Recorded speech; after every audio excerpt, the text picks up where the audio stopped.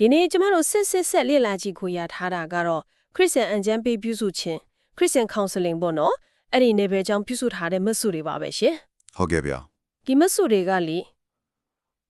ဒီလုပ်ငန်းရဲ့အကျဲပဲခွင့်ဆိုချက်ကနေစပြီးတော့သူ့ရဲ့ရွေချက်အကြံပေးတရုံမှာရှိတဲ့ရည်ချင်းတွေနှုတ်ပြီးလုပ်ငန်းစဉ်အဆင့်ဆင့်ထိတော်တော်လေးကိုအသေးစိတ်ကြဖော်ပြထားတာဟုတ်ပါတယ်ဒီအကြောင်းအရာကိုအပေါ်ယံကြည့်လိုက်ရင်တာမန်စိတ်ချမ်းမာရေးအကြံပေးခြင်းနဲ့တူလို့ထင်ရနိုင်တယ်ဗျာဒါပေမဲ့သူ့ရဲ့အတွင်းသဘောတရားနဲ့အခြေခံအုံးမြစ်ကလုံးဝကိုကွဲပြားနေတာတွေ့ရမှာပါဟုတ်တယ်နော်အဲ့ဒီတော့ကျမတို့ဒီနေ့ဆွေးနွေးကြမှာကအဲ့ဒီကွဲပြားတဲ့အဓိကကျတဲ့အချက်တွေကဘာတွေလဲဒီချင်းကမှုပုံစံကိုဘလို့အတွဲခေါ်ရင်းနဲ့တင်ဆောက်ထားတယ်လဲဆိုတာကိုနားလည်အောင်ရှင်းထုတ်ကြည့်ဟောပါပဲရှင်ဟုတ်ကဲ့ဒါဆိုရင်အဲ့ဒီအခြေခံအုံးမြစ်ကလည်းပဲစလိုက်ကြတာပေါ့ကောင်းပြီရှင်ဒီမဆိုးတွေမှာဖတ်လိုက်တော့လေကျမကိုတော်တော်လေးအားတင်စေတဲ့အချက်တစ်ခုရှိတယ်အကြံပေးထူးတယောက်ကိုလိုက်ဟာနောင်တရထူဖြစ်ရမယ်လို့ဆိုထားတာဟုတ်ပါတယ်အများစုကနောင်တဆိုတာကိုအမားတစ်ခုခုလုပ်ပြီးမှစိတ်မကောင်းဖြစ်တာဝင်ချက်တောင်းပန်တာလို့နားလည်ထားကြတာလေဒါပေမဲ့ဒီမှာဆိုလိုရင်းကအဲ့ဒီထက်အများကြီးပိုနစ်နဲနေတယ်တော်တော်လေးကိုနစ်နေပါတယ်ဗျာတင်မဆုတွေကရှင်းပြထားတဲ့နောင်တဆိုတာဟာလောက်ရတစ်ခုချင်းစီအတွက်ခန်းစားချက်ကိုပြောနေတာမဟုတ်ဘူးလူသားရဲ့မူလတဘာဝကိုအတိမတ်ပြုခြင်းဆိုတဲ့ဓမ္မပညာဆိုင်ရာအယူအဆတစ်ခုပါ။အော်သူတို့ရဲ့ယုံကြည်ချက်အရလေလူသားအလုံးဟာအာရနဲ့အေဝါကနေဆင်းသက်လာတဲ့အတွက်မွေရပါဖျားတကင်းနဲ့အဆက်ပြတ်နေတယ်ကိုအတိညာနဲ့ကိုမှန်ရာကိုမတိနိုင်တဲ့တဘာဝရှိတယ်ဆိုတာကိုလက်ခံဝန်ခံခြင်းကိုနောင်တလို့ခေါ်တာပါတနည်းပြောရရင်ကျွန်တော်မှဖျားရဲ့အတိတရားမွေးရပါမရှိပါဘူးကျွန်တော်ရဲ့တဘာဝကအမားဘက်ကိုပဲဥတီနေပါတယ်ဆိုတော့ဝန်ခံချက်ကနေအစပြုရတာပေါ့ဒါကတမရွေးကြစိတ်ပြန်အကျံပြီးခြင်းနဲ့ကြီးကြီးမားမားကွဲထွက်သွားတဲ့အချက်ပဲဖြစ်မိထင်နေရှင်ဟုတ်တယ်ဗျာတမယုံကြမှာကလူရဲ့မွေးရပါအခြေအနေထက်လက်ရှိကြုံတွေ့နေရတဲ့ပြဿနာအတွေးခေါ်ပုံစံမှားယွင်းမှုအပြုတ်မှုတွေကိုပို့ပြီးအာရုံစိုက်တာမဟုတ်ဘူးလားမှန်ပါတယ်ဒီနှစ်ခုရဲ့အခြေခံအုံမြင့်မတူညီမှုကလက်တွေ့အကြံပေးတဲ့အခါမှာဘယ်လိုတက်ရောက်မှုရှိနိုင်မလဲရှင်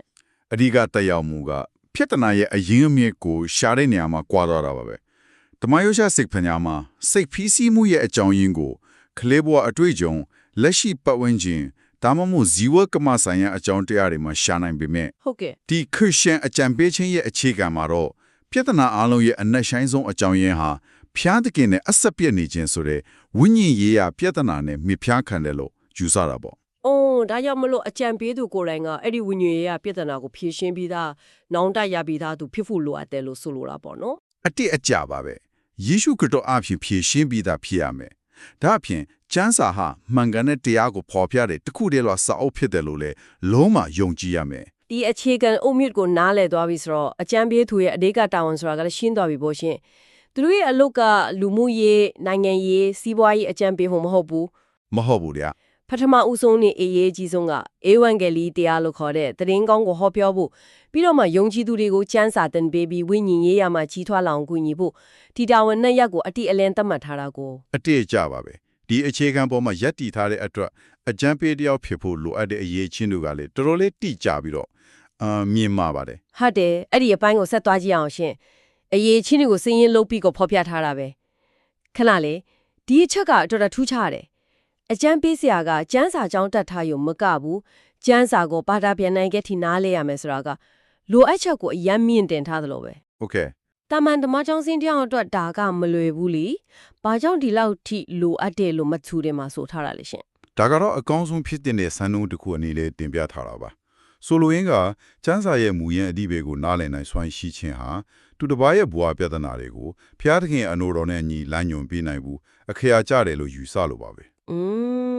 ဲဆိုတော့အပေါ်ယံဖတ်ယုံနဲ့မလုံလောက်ဘူးပေါ့မလုံလောက်ဘူးနည်းနည်းချိုင်းသူတေသနာလုံနိုင်တဲ့အဆင့်ကိုဆိုလိုတာပါဒါအပြင်ဓမ္မပညာအရေးချင်းအကြံပေးခြင်းဆိုင်ရာသင်တန်းထထားမှုလုံငန်းပေါ်မှန်ကန်တဲ့ခံယူချက်ရှိမှုတွေလည်းလိုရတယ်ပေါ့နောက်တစ်ချက်ကအရန်လက်တွေ့ကြတယ်ရှင်ကိုယ့်ရဲ့ကန့်သက်ချက်ကိုသိဖို့လိုတယ်တဲ့ဟုတ်ပါတယ်ကိုမကျွမ်းကျင်တဲ့ကိစ္စဥပမာဥပဒေရေးရာပြင်းထန်တဲ့စိတ်ရောဂါကုသမှုလိုကိစ္စလီမှာတခြားကျွမ်းကျင်သူတွေစီကိုလွှဲပြောင်းပေးနိုင်ရမယ်အဲ့လိုလွှဲပေးနိုင်မှုတော့ကျွမ်းကျင်သူတွေရဲ့လိပ်စာဖုန်းနံပါတ်တွေကိုတော့တင်ထားရမယ်လို့ဆိုထားတယ်ဒါကတာဝန်ယူမှုတာဝန်တည်မှုကိုပြတာပဲ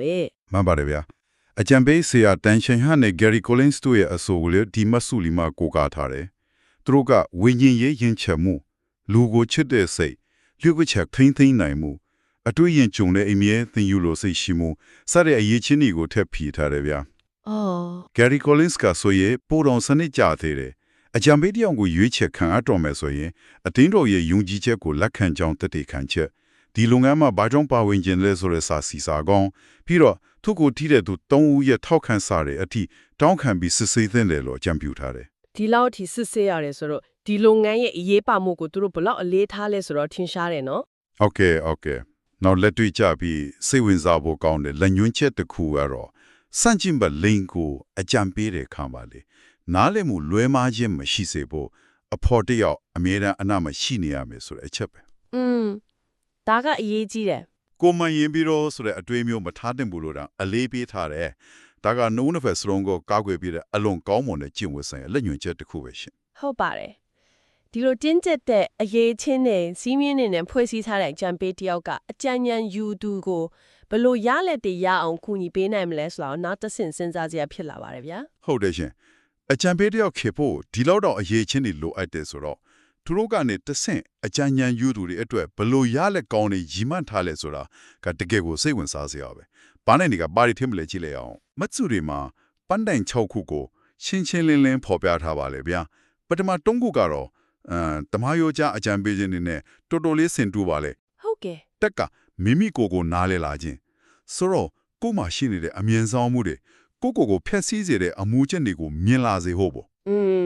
နှစ်ကစကားပြောဆိုဆက်ဆံမှုတိုးတက်လာခြင်း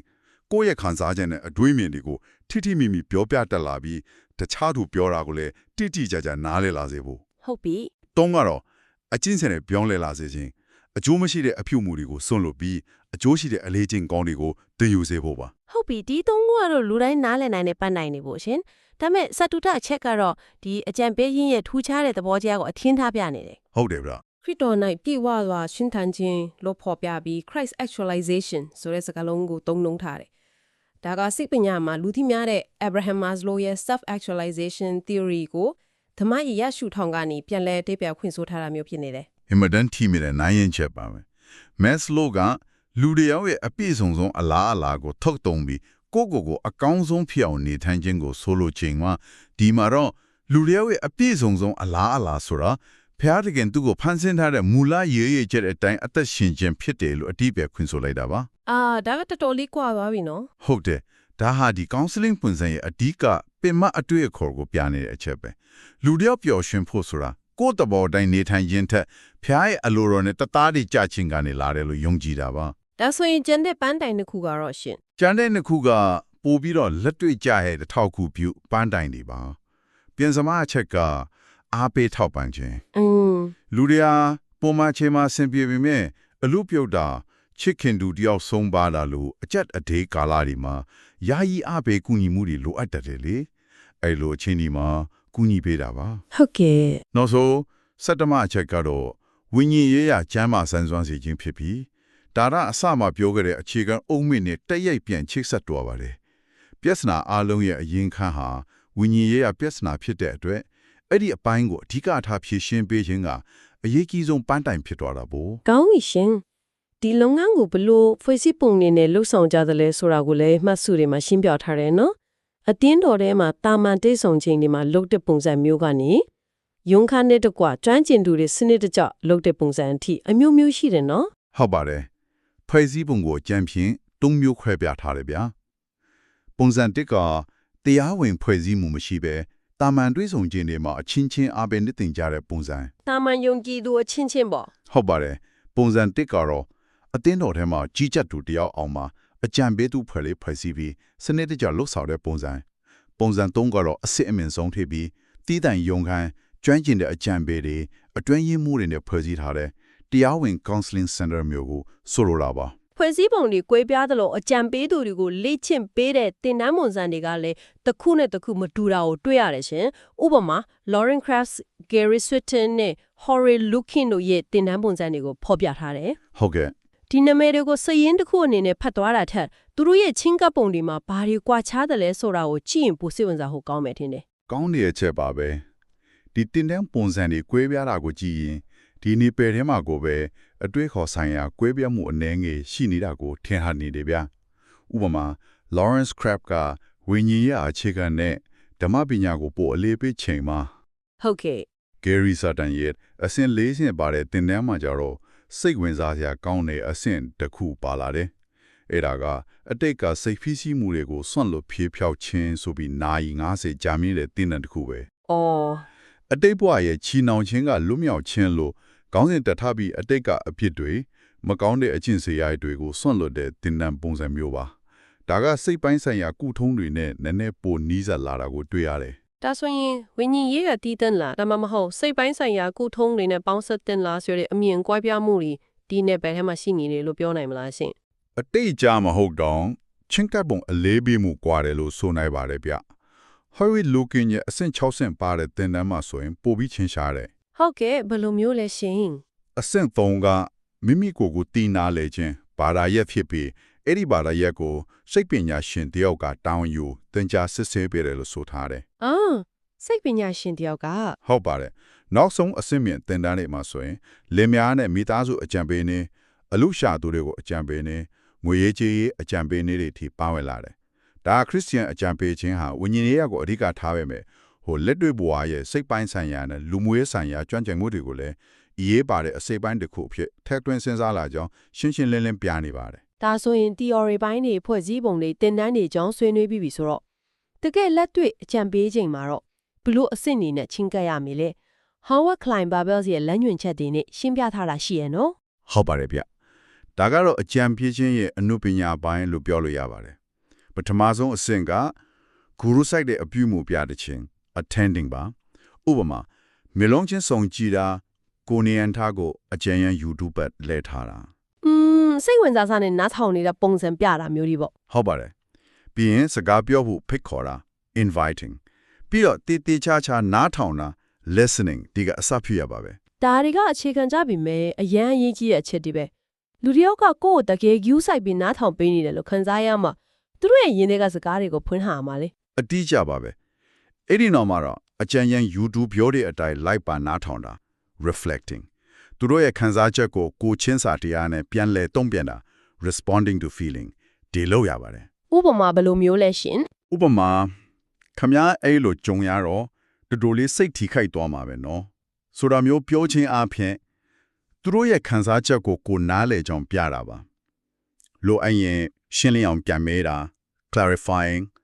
နောက်ဆုံးမှာတော့ကျမ်းစာအခြေခံတဲ့လမ်းညွှန်ချက်တွေအကြံဉာဏ်တွေပေးတာ guiding အထိအဆင့်ဆင့်ပေါ်ပြထားတယ်ပါ ဒီလုပ်ငန်းစဉ်ကတလန်းသွားမဟုတ်ဘူးဆိုတာကိုလည်းမတ်စုတွေမှာတွေ့ရတယ်ရှင်အကြံပေးပြီးတဲ့နောက်မှာအကြံပေးသူကိုယ်တိုင်ကပြန်လဲသုံးသပ်ရမယ့်အပိုင်းတွေလည်းရှိတယ်နော် ဟုတ်ပါတယ် ကိုပေးလိုက်တဲ့တုံ့ပြန်မှုတွေကကောင်းသလားတင့်တော်ရဲ့လားထိရောက်မှုရှိရလားဆိုတာကိုသုံးသပ်ပြီးလိုအပ်ရင်နောက်ထပ်အချက်လက်တွေဆက်ချဖွေးရမယ်လို့ဆိုထားတယ်ဒါကကိုအမြဲပြန်လဲစမ်းစစ်နေရတဲ့လုပ်ငန်းစဉ်တစ်ခုဖြစ်နေတာပေါ့ ဒါက professional ကျင့်ဝတ်တစ်ခုပါပဲကိုယ့်ရဲ့ချင်းကမှုကအကြံဉာဏ်ယူသူအတွက်တကယ်အကျိုးရှိရလားဆိုတာကိုအမြဲတမ်းပြန်လဲသုံးသပ်ခြင်းအပြင်ပိုကောင်းတဲ့အကြံပေးတစ်ယောက်ထည့်လာနိုင်မှာပါဒီအချက်တွေအားလုံးကအကြံပေးခြင်းကိုစနစ်တကျနဲ့ထိရောက်မှုရှိအောင်ကူညီပေးတဲ့လုပ်ငန်းစဉ်တွေပဲဖြစ်ပါပဲ ဒီနေ့လေ့လာခဲ့တဲ့မတ်စုတွေကိုခြုံငုံပြီးပြန်ကြည့်လိုက်ရင်လေခရစ်ယာန်အကြံပေးခြင်းဆိုတာဟာတိကျတဲ့ဓမ္မပညာအခြေခံတွေရှင်းလင်းတဲ့ပန်းတိုင်တွေစနစ်ကျတဲ့လုပ်ငန်းစဉ်တွေနဲ့နက်နဲတဲ့လက်ကျင့်သင်ကြားမှုတွေပေါ်မှာတိဆောက်ထားတဲ့တီးတန့်နယ်ပယ်တစ်ခုဖြစ်ကြောင်းအရန်ကိုရှင်းရှင်းလင်းလင်းမြင်လာရပါတယ်ရှင် အထူးကြတဲ့ယုံကြည်ချက်ကတော့လူတစ်ယောက်ရဲ့ပြဿနာတွေအတွက်စစ်မှန်ပြီးရေရှည်တည်တံတဲ့ကုစားခြင်းဟာအပြုအမူသို့မဟုတ်စိတ်ပိုင်းဆိုင်ရာညှိယူပြောင်းလဲခြင်းကနေပထမကပဲဖျားသခင်နဲ့ပြန်လဲဆက်သွယ်မိသွားတဲ့ဝိညာဉ်ရေးအားကြောင်းလဲခြင်းကနေလာတဲ့ဆိုတာပါပဲ ဟုတ်ကဲ့ ဒါကြောင့်မို့လို့အကြံပေးသူကိုယ်တိုင်ကဝိညာဉ်ရေးရစ်ကြမှုရှိမှုကျမ်းစာကိုနဲ့နားလည်ဖို့လိုအပ်တယ်ဆိုတဲ့အချက်ကိုအစကနေအဆုံးအလေးပေးထားတာတွေ့ရမှာပါ ဟုတ်ပါတယ်ရှင်ဒီအချက်လက်တွေကအကြံပေးသူတယောက်ရဲ့ရှုထောင့်ကနေအသေးစိတ်ရှင်းပြထားတာအရန်ပြည့်စုံပါတယ်ဒါပေမဲ့ကျမတို့အတွက်စဉ်းစားစရာတစ်ခုကြံခဲ့နေ ဟုတ်ကဲ့ဗာများဖြစ်မလဲဗျာ အကူအညီရှာဖွေနေသူတယောက်ရဲ့ရှုထောင့်ကနေပြန်ကြည့်နေရောဒီမဆုတွေမှာဖော်ပြထားတဲ့ပုံစံ1လွတ်ခွာရဲ့တာမန်တွေ့ဆုံပွဲကအကြံပေးမှုကနေပုံစံ3လွတ်ခွာရဲ့အစစ်မြင့်တင်တန်းတွေအထိပါဝဲတဲ့တရားဝင်စင်တာတစ်ခုရဲ့အကြံပေးမှုထိမတူညီတဲ့ပုံစံတွေဟာလက်တွေ့မှာဘလို့ကွဲပြားတဲ့အတွေ့အကြုံမှုပေးနိုင်မလဲပြီးတော့ ဘလို့ပြဿနာမျိုးကဘလို့ချင်းကပ်မှုပုံစံနဲ့အသင့်တော်ဆုံးဖြစ်မလဲဆိုတာကတော့ဆက်လက်စဉ်းစားစရာအချက်တစ်ခုအနေနဲ့ကြန့်ရှိနေခဲ့ပါတယ်ရှင်